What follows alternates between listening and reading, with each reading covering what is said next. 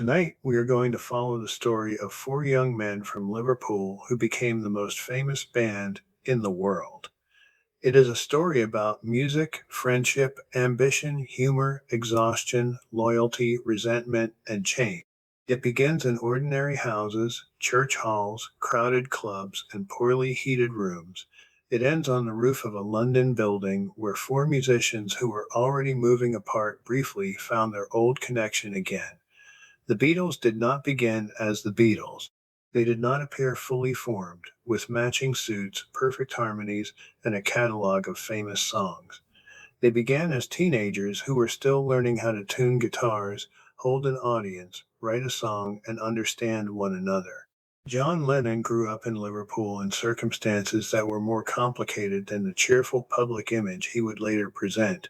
His parents, Julia and Alfred Lennon, did not create a stable home together.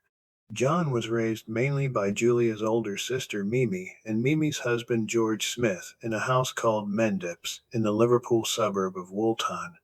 Mimi provided order, discipline, and security. Julia remained part of John's life, but their relationship was irregular. She encouraged his love of music and taught him some of his first chords. John learned early that affection could be uncertain. He responded by becoming funny, sharp, and difficult to intimidate. Humor gave him control. If he could make the joke first, he could protect himself from becoming the target. He was intelligent, restless, and often disruptive at school. He enjoyed drawing, writing, imitating people, and testing how far he could push authority before it pushed back. In the mid 1950s, British teenagers became fascinated by skiffle. Skiffle borrowed from American folk music, blues, country, and early rock and roll. It could be played with cheap guitars, washboards, and improvised basses made from tea chests. For boys who did not have access to expensive instruments or formal musical training, skiffle offered an open door. John formed a group called the Quarrymen, named after Quarry Bank High School. At first, the group was not especially polished. John was not yet an advanced guitarist, and the musicians came and went, but he had confidence, rhythm, and the ability to make people watch him. On July 6, 1957, the Quarrymen performed at a church gathering in Woolton. Among the people watching was a 15-year-old boy named Paul McCartney. Paul had already developed more musical knowledge than John. He knew how to tune a guitar correctly. He remembered lyrics and chords. He could imitate the voices of American rock and roll singers and play songs that were currently on the radio. After the Quarrymen performed, Paul demonstrated some of what he could do. John faced a small but important decision. Paul was younger, but he was clearly talented. Inviting him into the group might challenge John's authority. It would also make the group better. John chose to make the group better. Paul joined the Quarrymen. Paul carried his own private loss. His mother, Mary, had died in October of 1956 following complications from breast cancer surgery. Paul was 14. John's mother, Julia, was killed by a car in July of 1958. John was 17. John and Paul rarely discussed these losses directly during their early friendship, but each understood something about the other that did not need to be explained. They were different in temperament. Paul was organized, diplomatic, and eager to master whatever he attempted. John was more impulsive, confrontational, and suspicious of obvious sentiment, yet both had discovered that difficult feelings could be transformed into songs. Paul soon introduced another Liverpool schoolboy named George Harrison. George was younger than both John and Paul, and John initially thought he might be too young for the group, but George could play difficult guitar passages more cleanly than either of them. According to a frequently repeated recollection, George demonstrated the instrumental song Raunchy during an informal audition on the upper level of a Liverpool bus. The exact setting comes from memories recorded later, but George's musical ability is not in doubt. He was persistent, technically capable, and determined to be accepted. By 1958, John, Paul, and George were performing together. They practiced in ordinary Liverpool homes, especially at Paul's family house on Forthland Road. John and Paul would sometimes sit opposite one another with their guitars. Because one was left-handed and the other right-handed, each could watch the other's fingers as though looking into a mirror. Years later, Paul described their early writing method as working eyeball to eyeball. The phrase captures the closeness of the partnership. They were not sending completed recordings to one another from separate studios. They were sitting together, repeating lines, testing chords, rejecting weak ideas, and trying to impress each other. John brought another important figure into the group. Stuart Sutcliffe was John's close friend at Liverpool College of Art. Stuart was a talented painter. After selling one of his works, he bought a bass guitar and joined the band, despite having limited experience as a musician. His importance was not confined to his bass playing. Stuart helped John imagine the group as an artistic identity rather than merely a collection of boys performing at dances.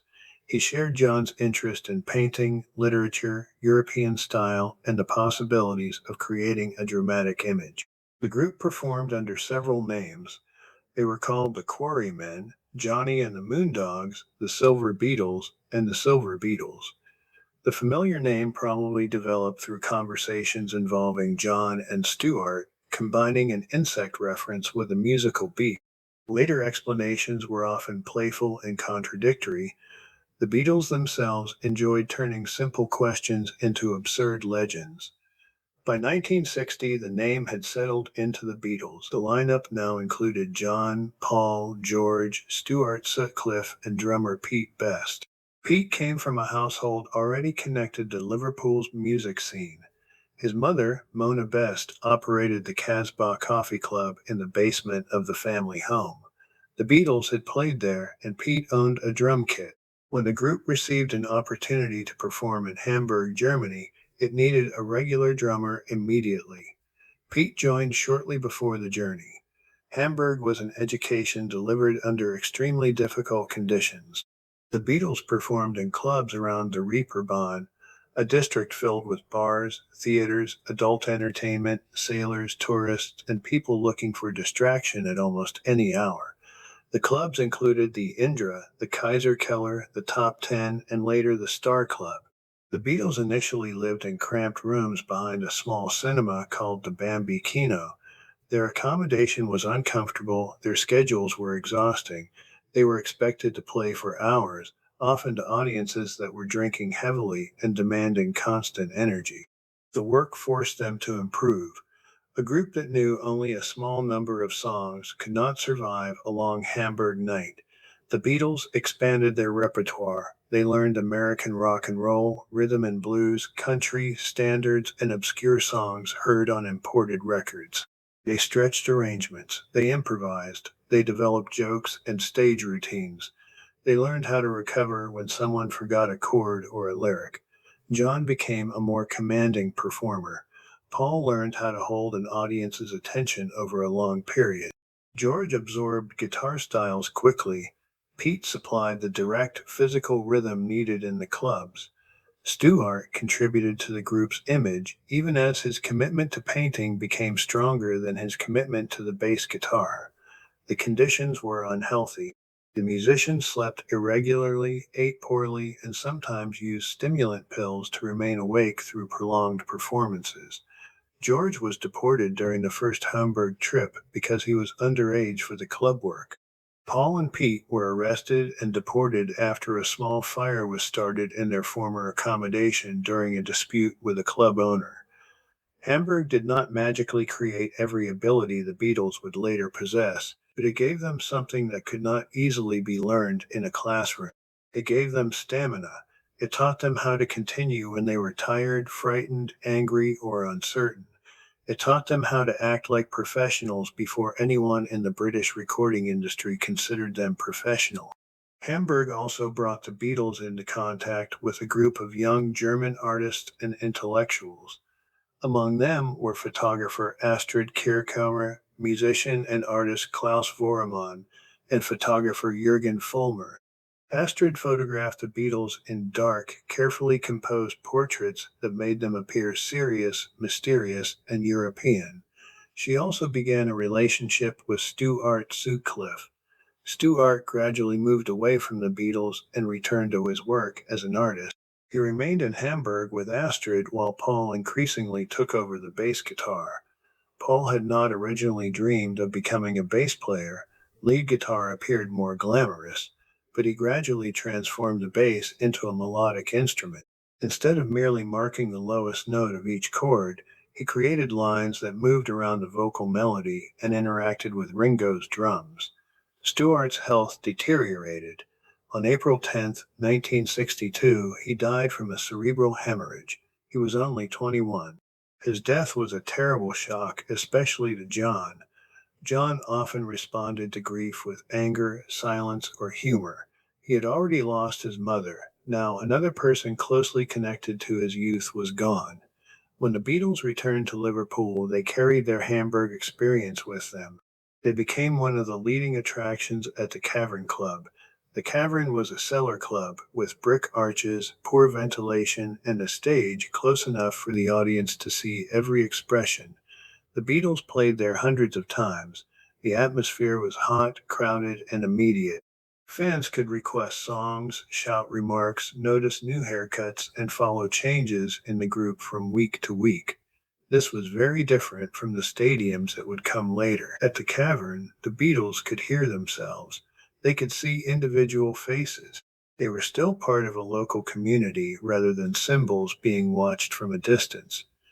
The group also developed a small circle of trusted helpers. Neil Aspinall became their driver and road manager. He transported the musicians and their equipment, often under difficult conditions. As the Beatles became famous, Neil's responsibilities expanded. He understood their history, personalities, and private tensions better than almost any outsider. Mal Evans had worked as a doorman at the Cavern. He became another road manager and assistant. Mal carried equipment, arranged food, delivered messages, contributed occasional percussion in the studio, and remained a large, gentle, reassuring presence. Neil and Mal were not merely employees. They became part of the protected inner world around the Beatles. Another Liverpool man was about to change the group's future. Brian Epstein managed the record department at his family's NMS store.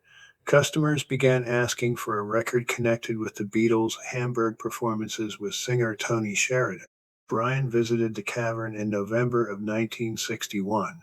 What he saw was not a polished show business act. The Beatles wore leather, joked with the audience, ate and smoked on stage, and behaved with an informality that many professional managers would have considered unacceptable. But Brian noticed something more important. People could not stop watching them. He understood that their appeal came not only from the songs, but from the interaction among the musicians. John was dangerous and funny. Paul was charming and musically assured. George was quiet, dry, and watchful. Pete looked striking and supplied a strong visual presence behind the drums. Brian offered to manage them. His influence has sometimes been reduced to a simple image of forcing the Beatles out of leather jackets and into matching suits. The change was more complicated than that. The Beatles had already experimented with clothing and presentation. Brian helped them appear reliable without removing their humor. He discouraged eating, swearing, and smoking during performances. He encouraged coordinated clothing and a formal bow at the end of the show. The Beatles did not suddenly become obedient, but promoters, theater managers, television producers, and record executives could now imagine placing them in professional settings. Brian's greatest contribution may have been persistence. Record companies rejected the Beatles repeatedly. The most famous rejection followed an audition for Decca Records in January of 1962. The claim that a Decca executive declared that guitar groups were finished has been repeated so often that it has become part of Beatles mythology. The exact wording is less secure than the larger truth. London record companies did not consider a Liverpool club group an obvious national success. Brian carried recordings from office to office. Eventually, George Martin of EMI's Parlophone label agreed to meet and record the band. George Martin had a background in classical music, comedy records, and studio production. He did not initially hear the Beatles as fully developed recording artists, but he recognized their personalities, intelligence, humor, and willingness to learn. The Beatles in turn recognized that Martin possessed knowledge they did not have. He understood arrangement, orchestration, studio procedure, and the practical challenge of turning an exciting live group into a record that worked through a small radio speaker. A difficult decision remained. George Martin and EMI staff had concerns about Pete Best's studio drumming. John, Paul, and George had also played with Ringo Starr and believed he fit the group better, both musically and socially. Ringo was already a successful Liverpool drummer with Rory Storm and the Hurricanes. He had performed in Hamburg and sometimes filled in for the Beatles. The exact reasons for Pete's dismissal remain disputed. Some people blamed his drumming. Others pointed to his separate personality, his popularity with some fans, his refusal to adopt the same hairstyle, or tensions involving the Best family. The idea that John, Paul, and George removed him only because they were jealous of his appearance is too simple. The idea that Pete contributed nothing because he was incapable of playing is also unfair. He had survived Hamburg and helped build the Beatles' following at the Cavern. The strongest evidence suggests that George Martin's studio concerns accelerated a decision the other Beatles were already prepared to make. They thought Ringo would make the group stronger. The way they handled the decision was harsh. John, Paul, and George asked Brian Epstein to tell Pete. They did not face him themselves. Pete was dismissed on August 16, 1962. He later remembered returning home and breaking down after telling his mother. Some Liverpool fans were furious. George was struck during one confrontation, and people shouted that they wanted Pete rather than Ringo. Ringo had not planned Pete's dismissal, but he entered a situation filled with anger. Even then, his position was not completely secure. During an early EMI session, George Martin used professional session drummer Andy White. Ringo was left to play tambourine or maracas. He feared that he might be removed as quickly as Pete had been. Different early recordings of Love Me Do preserve Pete, Ringo, and Andy White on drums. The familiar four-man Beatles lineup was therefore not created through a clean moment of destiny. It was created through uncertainty, fear, and the painful exclusion of someone who had helped them reach the door of success. Love Me Do was released in October of 1962. It was a modest beginning. Its harmonica, direct language, and simple vocal exchange still sounded connected to the club group from Liverpool. During the recording, John's harmonica prevented him from singing one of the answering lines. George Martin gave that line to Paul. Paul was nervous, but the solution worked. This small moment foreshadowed the relationship that would define the Beatles' recordings. The Beatles brought songs, energy, and unusual requests. George Martin helped turn problems into arrangement. Please Please Me became the real breakthrough in early 1963. The first album was recorded quickly and captured much of the energy of the Beatles' stage show. Soon the pace became almost impossible.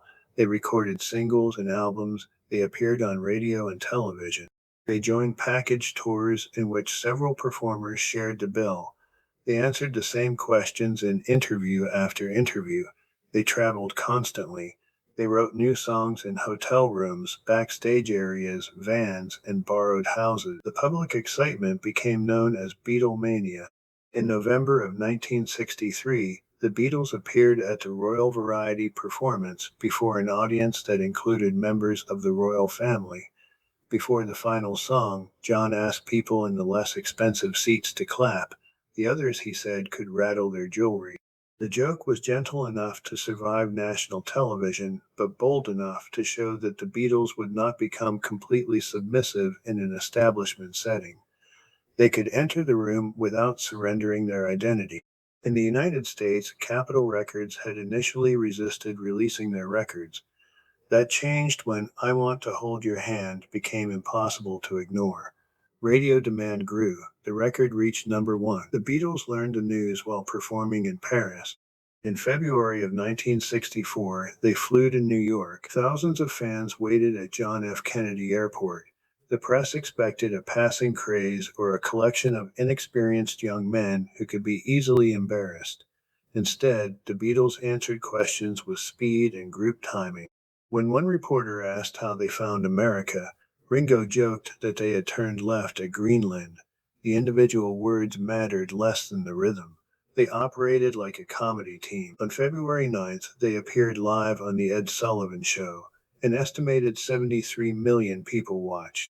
The number is an industry estimate rather than a literal count of every viewer, but it conveys the scale of the moment. For many American families, the Beatles seemed to arrive all at once.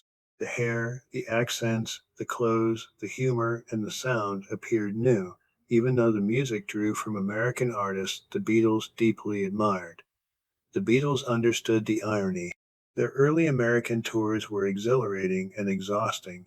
The Beatles traveled in protected vehicles, entered buildings through service passages, and stayed in hotel rooms surrounded by police and fans.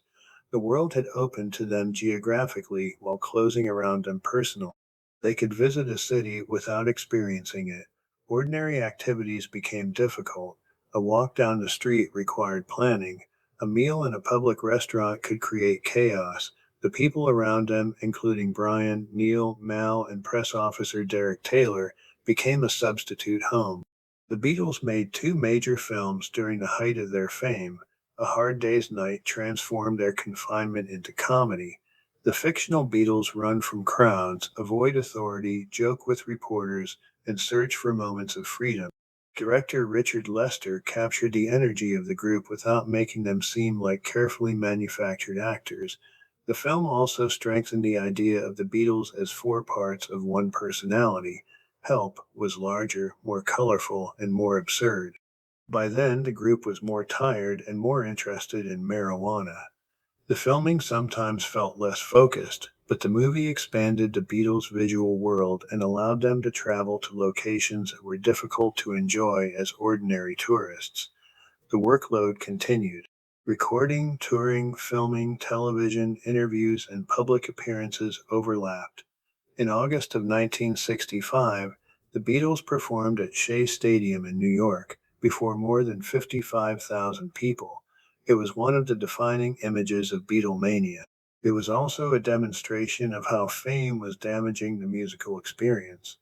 The audience screamed so loudly that the Beatles could barely hear their instruments or voices through the available amplification. They relied on visual signals and memory. The group could feel the general shape of the song, but subtle musical communication was almost impossible. The Beatles had dreamed of becoming successful musicians. Now they were performing at a scale that prevented them from hearing the music they had become famous for playing. Inside this machinery, John and Paul continued writing. Their partnership was neither a perfect 50-50 collaboration nor a simple rivalry between enemies. Some songs were written closely together. Others were mainly John's or mainly Paul's, with the other contributing a line, a middle section, a chord, or a final improvement. The songs continued to be credited to Lennon and McCartney according to their early agreement. In the beginning, deadlines encouraged direct collaboration. They needed songs for singles, albums, films, and radio appearances. A weak idea could not be protected for long when the other person was sitting across the room. John and Paul challenged each other. Paul often brought structure, musical detail, and the determination to finish. John brought emotional directness, unusual language, and a willingness to disrupt an idea that had become too comfortable. The familiar claim that John wrote only harsh or experimental songs while Paul wrote only pleasant melodies does not survive careful listening. John could be vulnerable and tender. Paul could be aggressive, strange, or emotionally complicated. What mattered was that each understood how the other worked. Their competition was creative. When one produced something extraordinary, the other felt pressure to respond. John's Strawberry Fields Forever encouraged Paul to answer with Penny Lane. Both songs looked back toward Liverpool, but they did so in different ways. John's memory became dreamlike and uncertain. Paul's became bright, detailed, and filled with recognizable people and places. They were competing, collaborating, remembering, and defining themselves at the same time.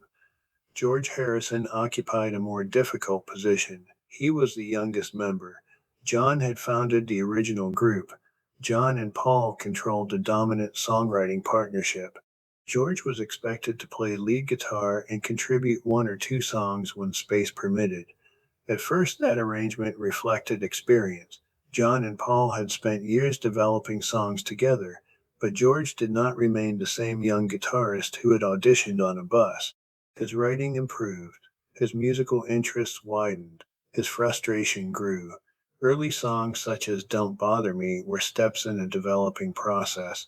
Later songs, including If I Needed Someone and Taxman, showed increased confidence.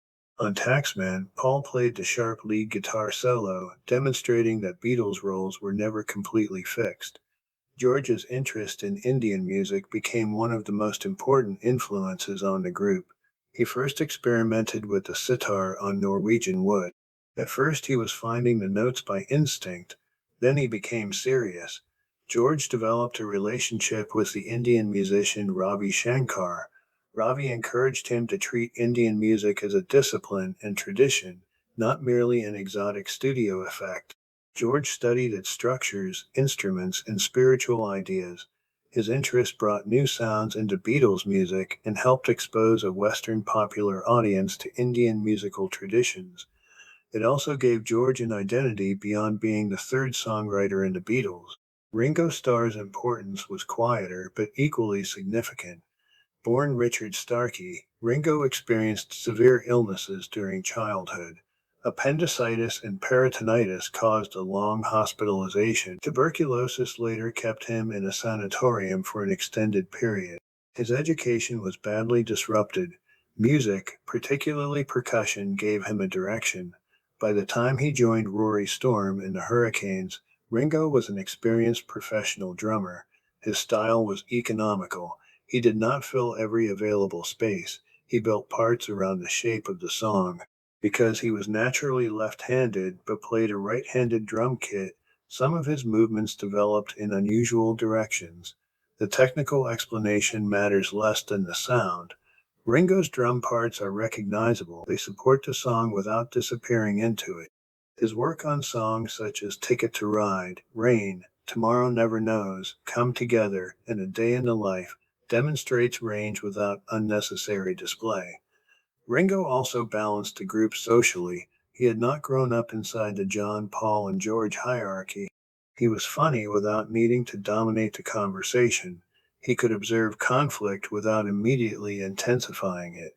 His occasional lead vocals, including Yellow Submarine and With a Little Help from My Friends, used his limited range as part of his charm. The Beatles wrote and arranged for the voice he actually had. As the mid-1960s continued, their music began to change. A meeting with Bob Dylan in New York in 1964 became symbolically important.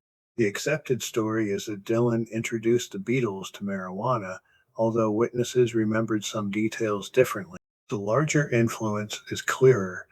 Dylan demonstrated that popular songs could contain personal confession, ambiguity, literary imagery, and social observation.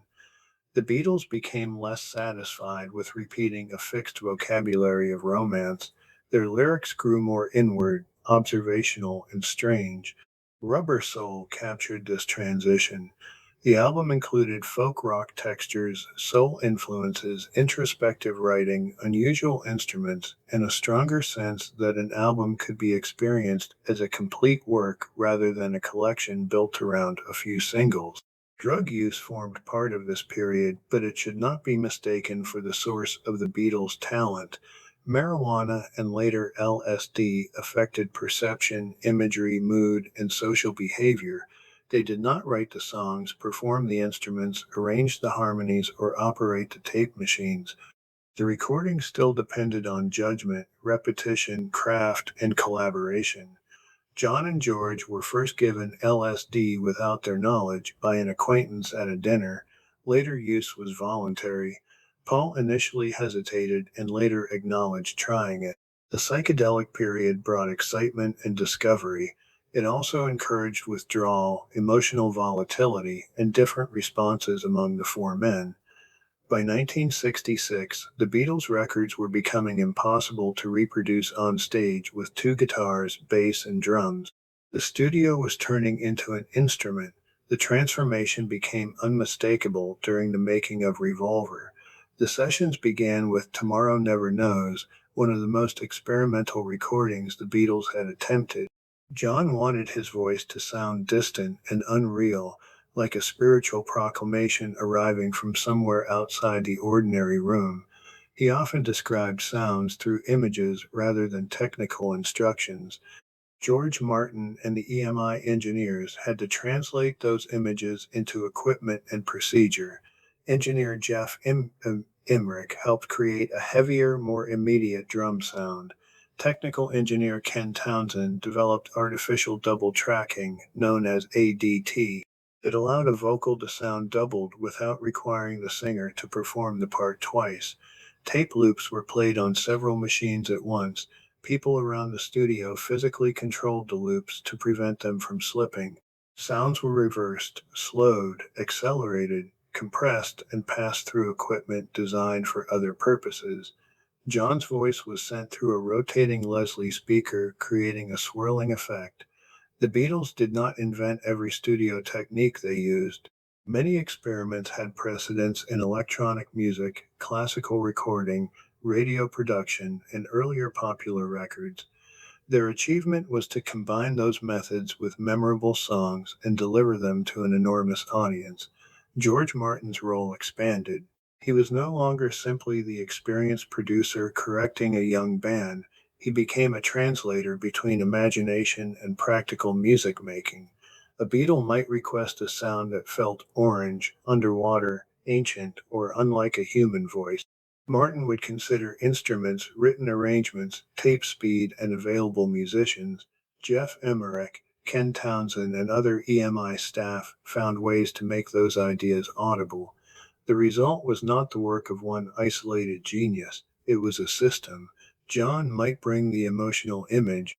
Paul might suggest a bass line or arrangement. George might provide a new instrumental texture. Ringo might create the rhythm that made the experiment feel like a song. George Martin might write the score.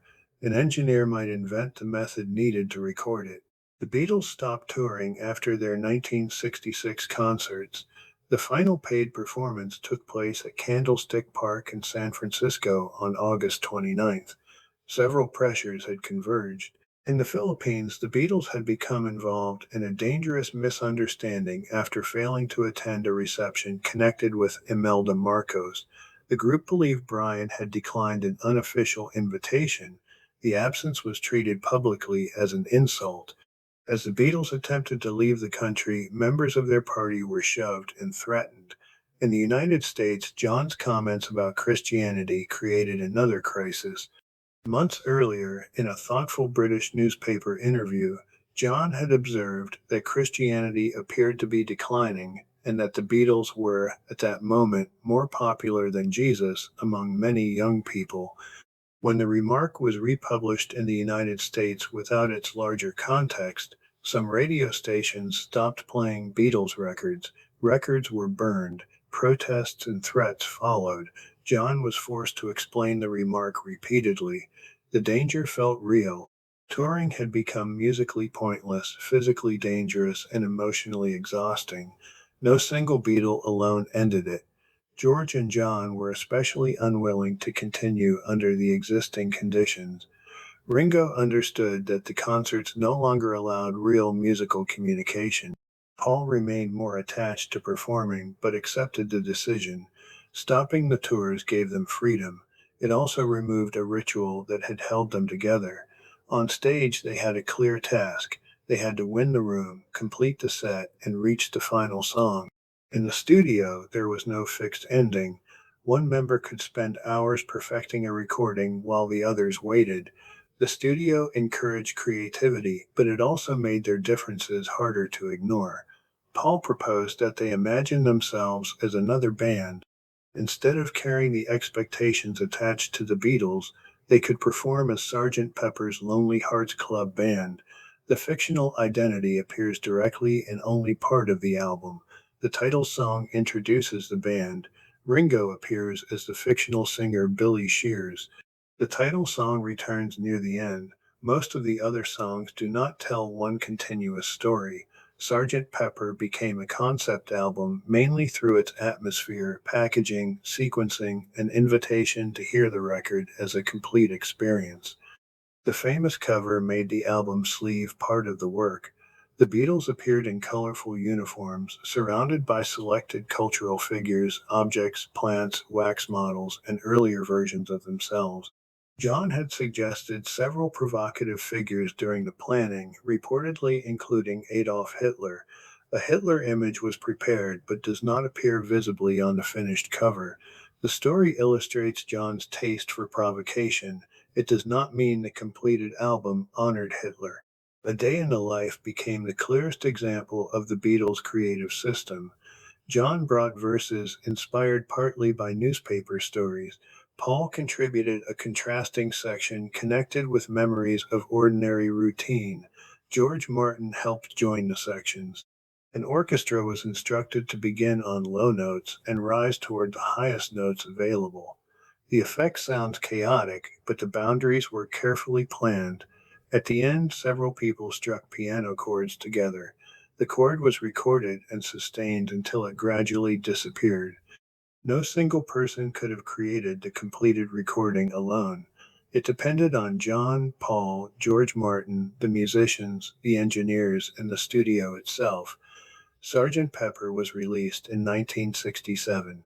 It appeared to demonstrate that the Beatles could continue expanding without touring. But the structure supporting the band was weakening. Brian Epstein remained their manager, organizer, and emotional buffer. His financial judgment was not always strong. Some merchandising agreements had been poor, and the scale of the Beatles' success exceeded any management model he had known. But Brian performed a role that became obvious only after he was gone. He absorbed conflict. Promoters, reporters, record executives, family members, and Beatles with complaints could take their problems to Brian.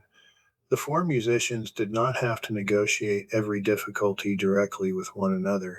His death was associated with an accidental overdose involving sleeping medication.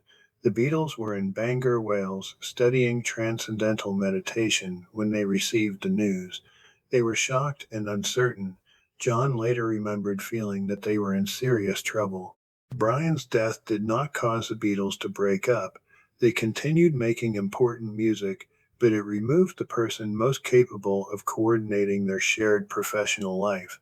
At almost the same moment, each Beatle was developing a more separate private identity. Paul responded to the management vacuum with activity. He pushed forward an idea called Magical Mystery Tour. The plan involved taking performers and guests on a bus journey and creating a film through loosely planned scenes and improvisation. The Beatles had learned a great deal from making films and promotional clips, but they did not have a director with enough authority to organize the project. When Magical Mystery Tour was broadcast on British television in December of 1967, much of the audience saw its psychedelic color photography in black and white. The response was largely hostile. The music survived the criticism. The film became an early warning about how the Beatles operated without Brian. Paul could initiate a project, but the others might experience his initiative as an attempt to manage them. A suggestion that once sounded like enthusiasm could now sound like an order. The Beatles' interest in transcendental meditation led them to Maharishi Mahesh Yogi, pronounced Maharishi Mahesh Es with Osh Gi. In early 1968, they traveled to Rishikesh, India to stay at the Maharishi's retreat. Their partners and several friends joined them. The surroundings offered distance from London, business problems, and recording studios. The Beatles meditated and wrote songs on acoustic guitars. Donovan, who was also at the retreat, demonstrated a finger-picking style that can be heard in songs including Dear Prudence and Julia. A remarkable amount of material was created during the stay. Ringo left earlier than the others. He was uncomfortable with the food, worried about his health, and missed his family. Paul left after the period he had planned to remain. John and George stayed longer but eventually departed after hearing an allegation that the Maharishi had behaved improperly toward a woman at the retreat. The evidence remains uncertain. Accounts differ about the alleged event, the woman involved, and the source of the report. A Beatles associate known as Magic Alex helped spread the accusation, but his reliability was questionable. The Maharishi denied wrongdoing. George and Paul later expressed doubt about the story. George eventually regretted the way the relationship ended. John responded with anger and began writing a song attacking the Maharishi. At George's suggestion, the direct references were removed and the song became Sexy Sadie. The responsible conclusion is not that the allegation was certainly true or certainly false. It is that John reacted strongly to a story he believed at the time, while later testimony made the original accusation less secure. The Beatles returned from India with enough songs for a double album. Before formal recording began, they gathered at George's home in Esher, pronounced Esher, and recorded acoustic demonstrations of the new material. The album was officially titled The Beatles. Its plain white cover led everyone to call it the White Album. The record contained 30 tracks and moved through an extraordinary range of styles. Hard rock sat beside folk, music hall appeared beside experimental sound collage, country, blues, lullabies, parody, and intimate acoustic songs shared the same album. The variety demonstrated creative freedom. It also demonstrated that the Beatles no longer needed one unified group sound to approve every idea. The sessions lasted for months. The musicians sometimes worked in separate studios. John might be developing one recording while Paul worked elsewhere. George arrived with stronger songs and less patience. Ringo sometimes felt that he was waiting for the others to finish private projects. George Martin was not continuously present in the way he had been during earlier albums. The emotional world around the group was also changing. John had married Cynthia Powell in 1962, shortly before Beatlemania transformed his life. Their son Julian was born in 1963. The marriage had been strained by John's absences, infidelity, drug use, and emotional distance. Cynthia was often left outside the world growing around her husband. Paul had spent much of the middle Beatles period in a relationship with actress Jane Asher. Jane and her family introduced Paul to theater, classical music, galleries, and a sophisticated London cultural circle. Paul lived in the Asher family home for part of their relationship. They separated in 1968. George had married Pattie Boyd, whom he met during the filming of A Hard Day's Night. Pattie joined George in his interest in meditation and India. Their marriage would later experience serious difficulties, but during the Beatles' years she was closely connected to George's spiritual and emotional development. John's life changed dramatically when he became involved with Yoko Ono. Yoko was a conceptual artist with her own career before she entered the Beatles' world. John met her at the Indica Gallery in London in 1966. Their relationship became intense in 1968. John saw Yoko as a romantic partner, artistic collaborator, and someone who encouraged him to define himself outside the Beatles. They began spending almost all of their time together. Yoko's continuous presence in the recording studio broke an established social boundary. The Beatles' partners had sometimes visited sessions, but they generally did not sit beside a member throughout the central working process. John resisted separation from Yoko. The other Beatles could experience her presence as uncomfortable without Yoko actively ordering them or attempting to destroy the group. She became a convenient public explanation for problems that had been developing for years. The Beatles were already affected by exhaustion, Brian's death, different artistic ambitions, drug use, Apple's disorder, publishing problems, and unresolved resentment. Yoko changed the atmosphere. She did not create every problem inside it. Paul, meanwhile, met American photographer Linda Eastman. Linda was a working professional who had photographed major musicians. She and Paul developed a relationship during 1968 and married in March of 1969. Linda and her daughter Heather offered Paul the beginning of a family life outside the Beatles. During the White Album sessions, the tension sometimes became severe. Paul's determination to complete recordings could feel controlling. George resented having his guitar parts directed in detail by someone who did not give equal attention to George's songs. John was increasingly focused on Yoko and on projects outside the Beatles. Ringo began to believe that the others did not value his playing. He left the group temporarily. The remaining Beatles contacted him and assured him that they wanted him back. When Ringo returned, his drum kit was decorated with flowers. The gesture was affectionate and revealing. The Beatles could hurt one another, but they still understood when the chemistry was wrong. George brought Eric Clapton into the studio to play lead guitar on While My Guitar Gently Weeps. Clapton was reluctant because outside musicians rarely appeared so prominently on Beatles recordings. His presence changed the behavior in the room. The other Beatles became more attentive and polite because a respected guest was watching. George had found a way to make them treat his song as an important event. The White Album is sometimes described as the sound of four solo artists using the same studio. That is partly true. Some tracks were created with limited participation from the full band, but the album also contains forceful group performances and moments of real collaboration. It represents freedom and fragmentation at the same time. Outside the studio, the Beatles attempted to build their own company. Apple Corps was intended to support records, films, publishing, electronics, fashion, and creative people who might be ignored by conventional businesses. The vision was generous and idealistic. Apple Records achieved meaningful success with artists including Mary Hopkin, Badfinger, Billy Preston, and James Taylor. The wider organization became disordered. The Apple boutique lost money. The electronics division, associated with Magic Alex, consumed resources while failing to produce the extraordinary inventions he had promised. Friends, applicants, employees, and opportunists moved through the Apple offices. Without a trusted manager, the Beatles shifted between enthusiasm, neglect, and sudden attempts to regain control.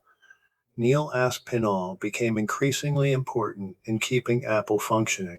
Mel Evans remained a practical companion who could carry equipment, locate people, contribute percussion, and solve immediate problems. Neither man had the authority to become a universally accepted replacement for Brian Epstein. Another business problem involved Beatles songs. Northern Songs had been formed in 1963 to control the publishing of the Lennon and McCartney catalog. John and Paul wrote the songs, but they did not own a controlling share of the publishing company.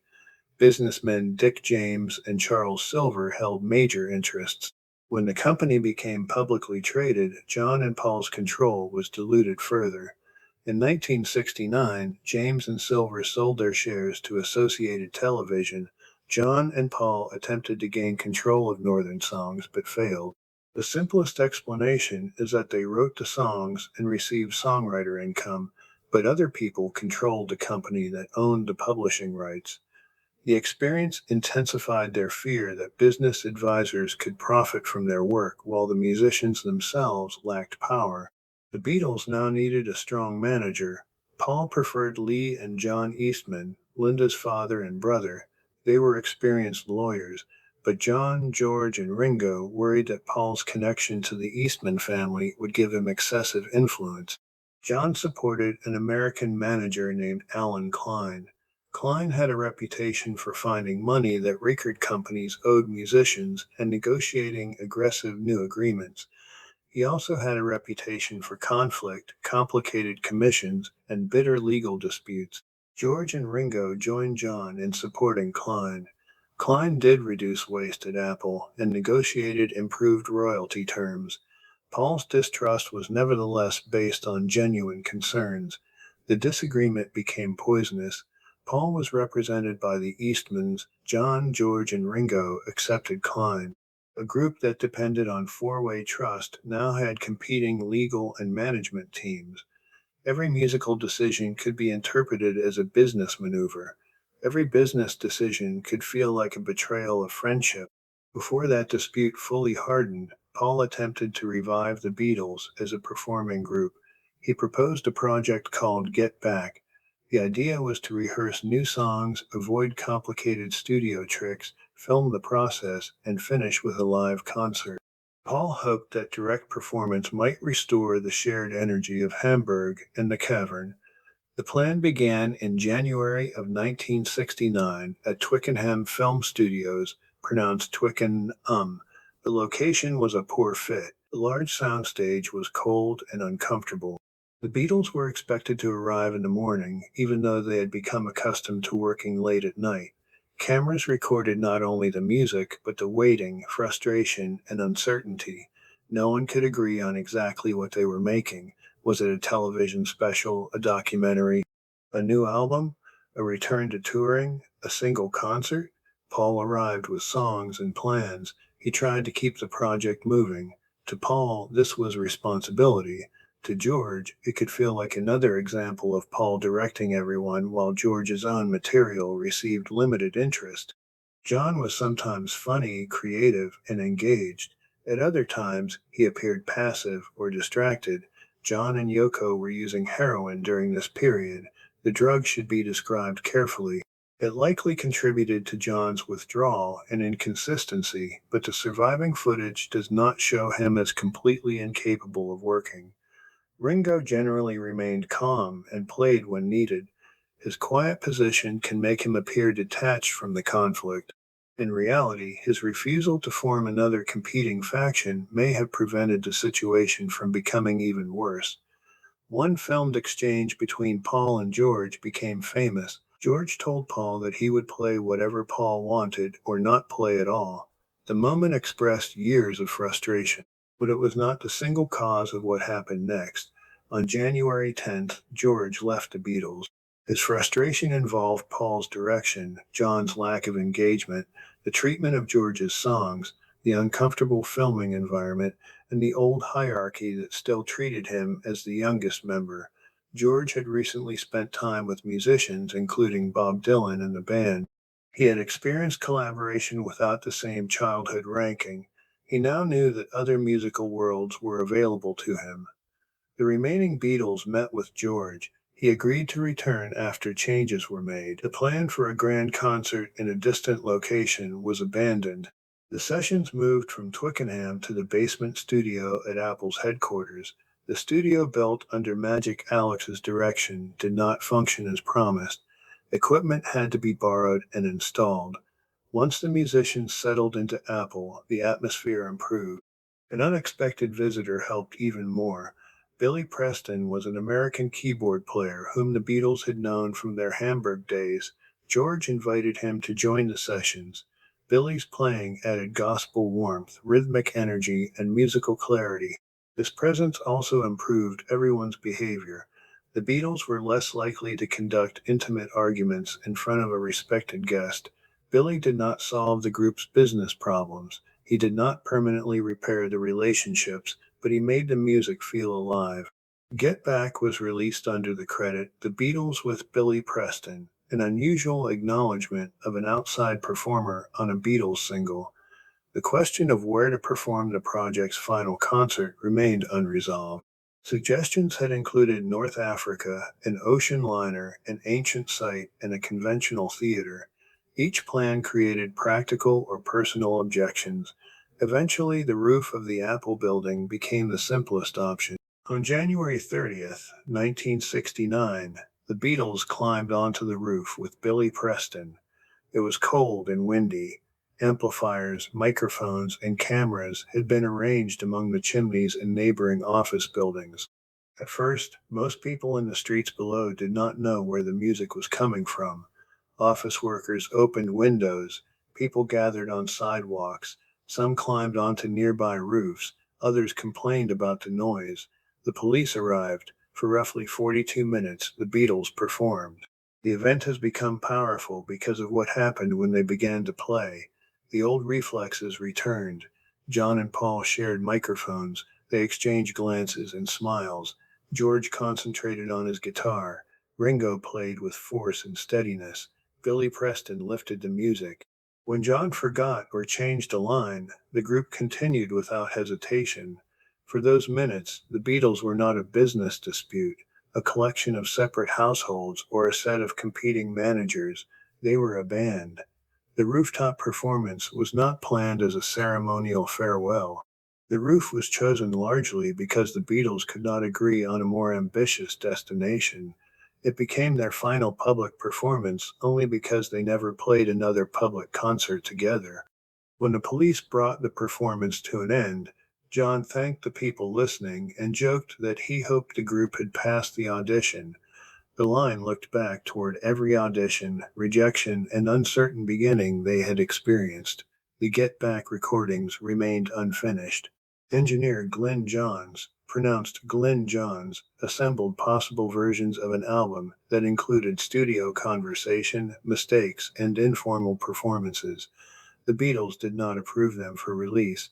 Instead, the group returned to the studio to make another album. George Martin agreed to produce it on the condition that the Beatles work with the discipline of their earlier sessions. The result was Abbey Road. The album did not mean that every conflict had been resolved. It meant that the Beatles could still agree to behave professionally long enough to complete something remarkable. John preferred a collection of complete separate songs. Paul and George Martin believed unfinished pieces could be joined into a medley. The second side became a compromise. Individual fragments flowed into one another and created the feeling of a larger continuous work. George arrived with two of his strongest songs. Something and Here Comes the Sun were no longer promising contributions from a junior songwriter. They were central Beatles recordings. Ringo contributed Octopus's Garden, developed with help from George. John brought songs including Come Together, Because, and I Want You. Paul supplied much of the medley's architecture and the organizational energy needed to complete it. Near the end of the album came a recording appropriately called The End. Ringo, who generally disliked drum solos, played his only extended Beatles drum solo. Paul, George, and John then traded short lead guitar passages. Paul played first, George answered, John followed. The pattern repeated. Their personalities could be heard in the sound. Paul's passages were sharp and constructed. George's were melodic and controlled. John's were raw and forceful. Competition had become cooperation for a few brief measures.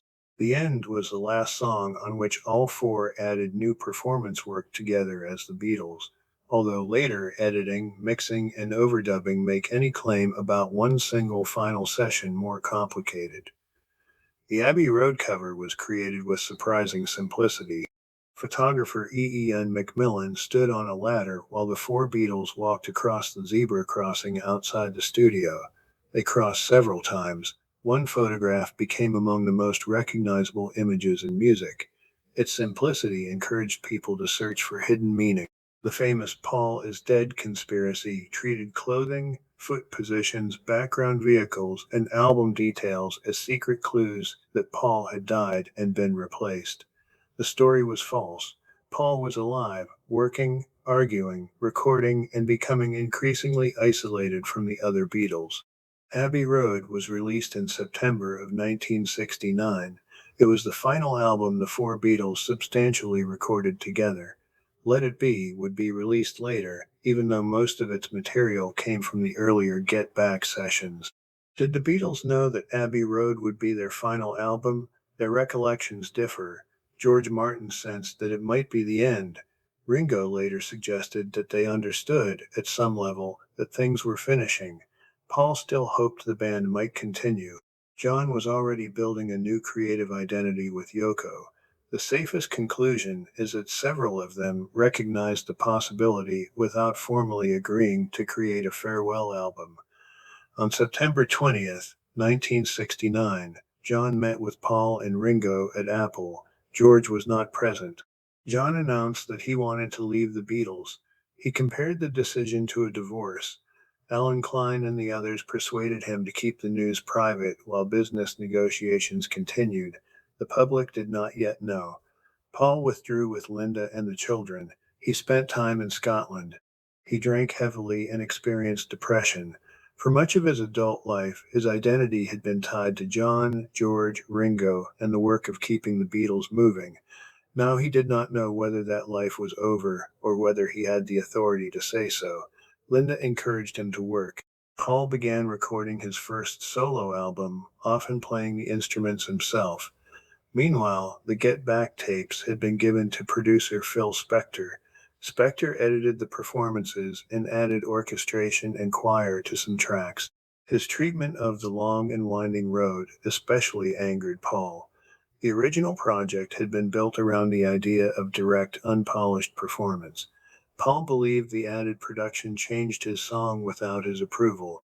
In April of 1970, advance copies of Paul's solo album included a written self-interview. The questions covered the new record, his methods, and his future.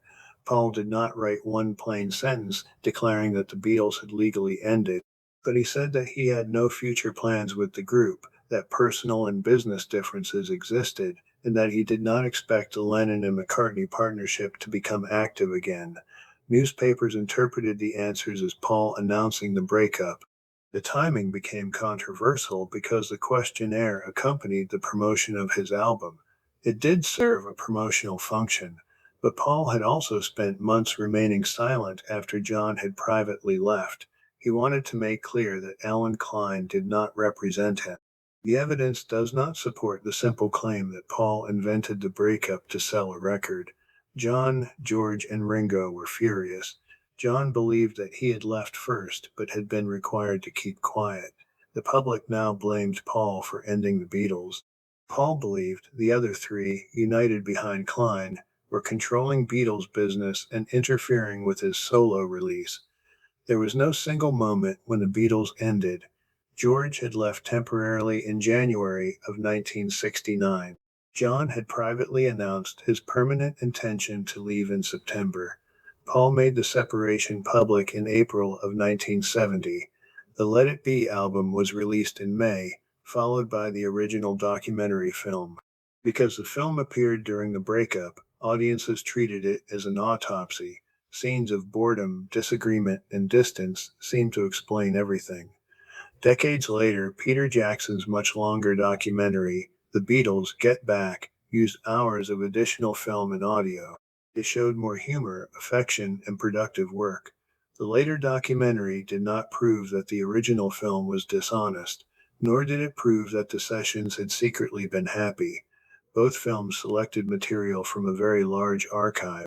Together they show that the Beatles could be damaged and connected on the same day. The business conflict continued.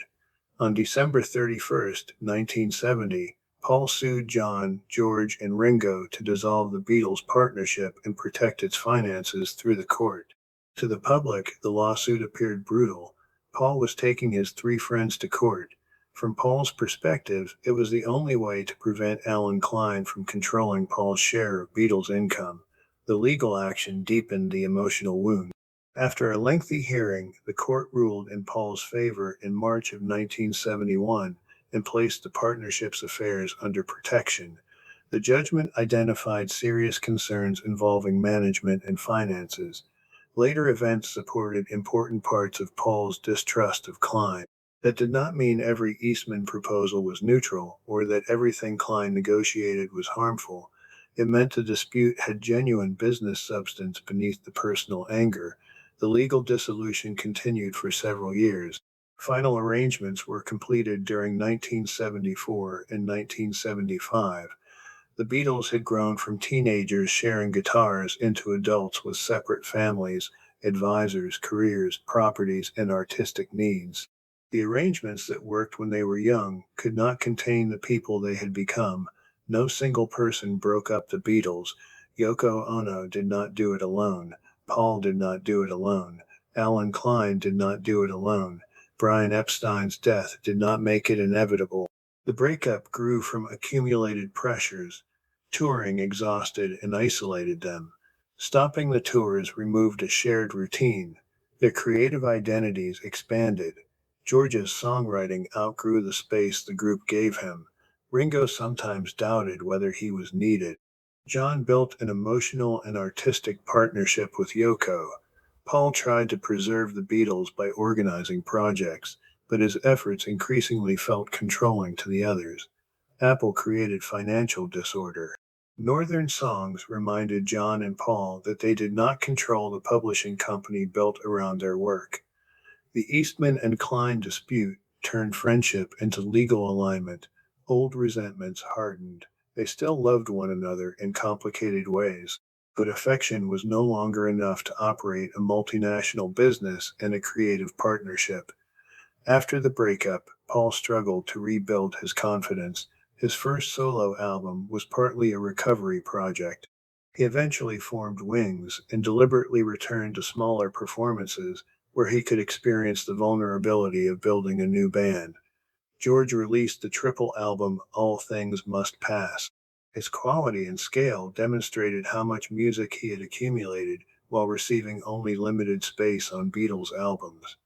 In 1971, Ravi Shankar told George about the humanitarian crisis connected with Bangladesh. George organized a concert for Bangladesh. The event brought major musicians together for relief efforts and helped establish a model for later benefit concerts. John's early solo work confronted childhood loss, parents, fame, anger, and the collapse of the Beatles myth. He and Paul exchanged attacks through interviews and songs. John's How Do You Sleep was especially direct. The hostility was genuine. So was the continued emotional attention. They knew exactly where to hurt each other because they still understood each other so well. Ringo enjoyed a surprisingly successful early solo period. Songs including It Don't Come Easy and Photograph became major hits. He worked with each former Beatle at different times and remained the easiest bridge among them. John and Paul gradually reduced their hostility. They spoke by telephone and met socially. In 1974, they participated in an informal studio jam in Los Angeles. Their friendship was not completely repaired. Contact remained irregular, but the idea that they hated each other permanently is false.